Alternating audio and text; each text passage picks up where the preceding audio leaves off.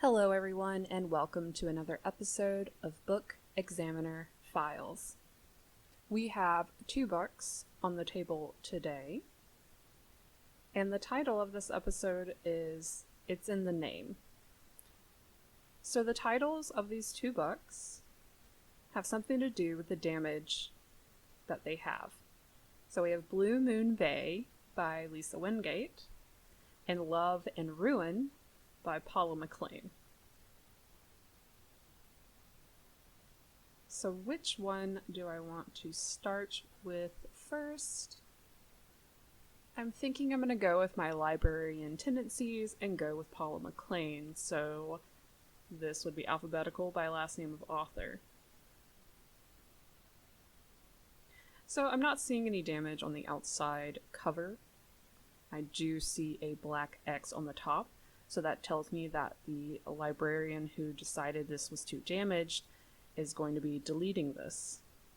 So there must be some really bad damage. First off, on the top, I see a little gap in the pages, and here we have a dog-eared page. Please do not dog-ear pages.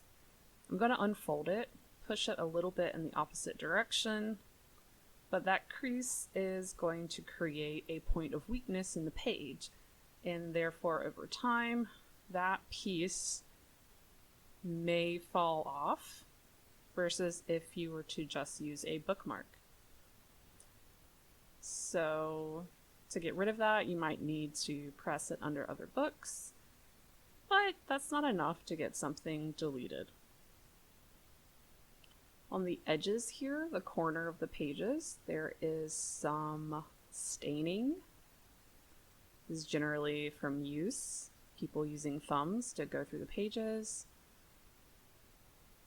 On the side, we have the gap from our dog ear that we discovered.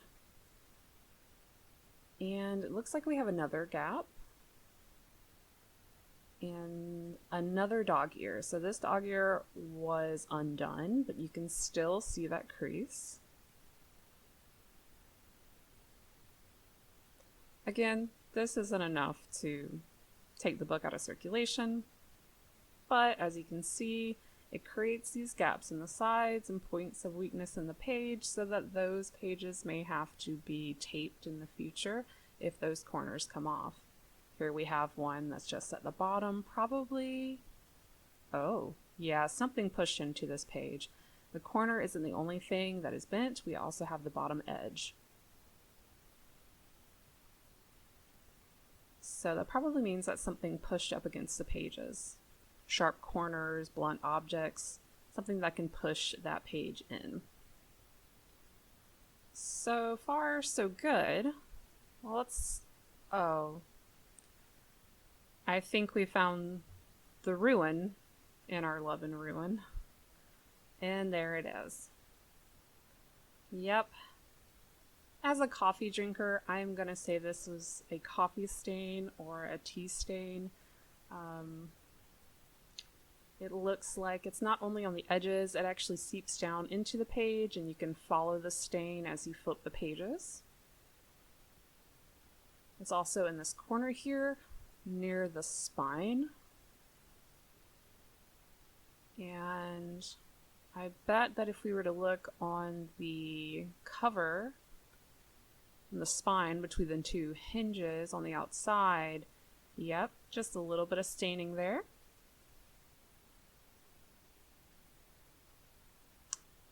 Well, we can't sand that out of the edges since it's seeped into the page.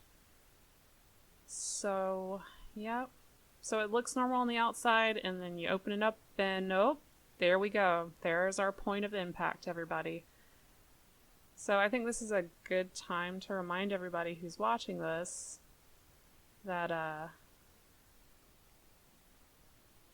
coffee and books don't mix. Like literally putting them together. So the general rule of thumb, remember, don't drink and read.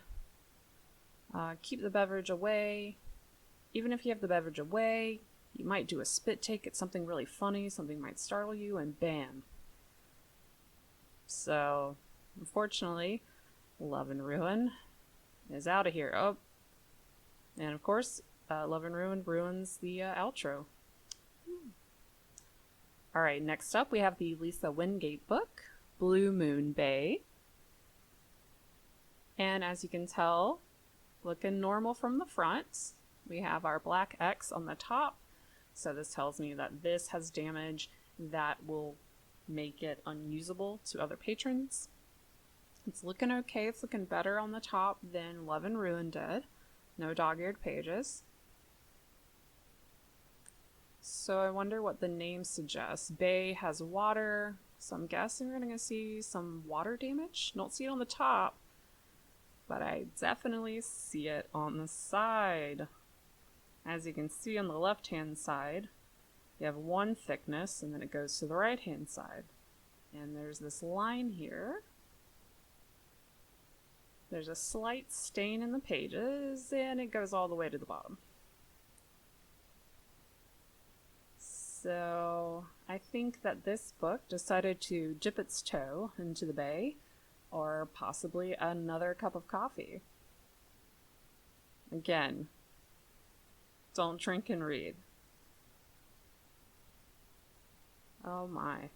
Yeah, the damage, the water damage, liquid damage to the page causes the pages to buckle, and since this has several pages, seems like the bottom corner of all the pages are water damaged. That means each one of them has buckled. So it has created a lot more height. So that's a nice telltale sign, is varying height on the pages for water damage. You can actually see it on the cover as well. There is a line of stain. So each one of those pages has a little bit of water damage, and the waves create that mass. So I'm gonna pull out a third book, a surprise contestant. This is Southern Makers. And the makers got a little messy, or whoever checked this out. Now this is a paperback book that has a dust jacket, so it does have a plastic cover to it. However, that only works for liquids that hit the plastic cover. So as you can see on the inside, there's some buckling at the bottom. There's a very faint but present stain, and it continues all the way over into the cover itself. And it also continues into the book. It's across all of these pages. You can see from the shadows, there's a wave of the damage. So unfortunately, this is another book that won't be able to be checked out. However, there are other copies of it, so this is still accessible to patrons despite this liquid damage. So all of these books are titles you can still acquire through our catalog by placing them on hold. However, these particular copies are unfortunately not going to be able to be checked out again.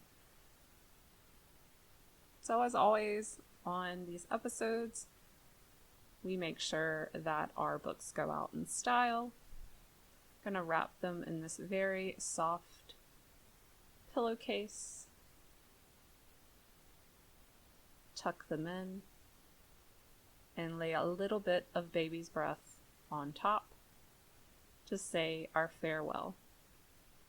Until next time, friends, remember to don't drink and read, and be nice to your books. Remember to stay cool, stay safe, and, as always, keep reading, York County.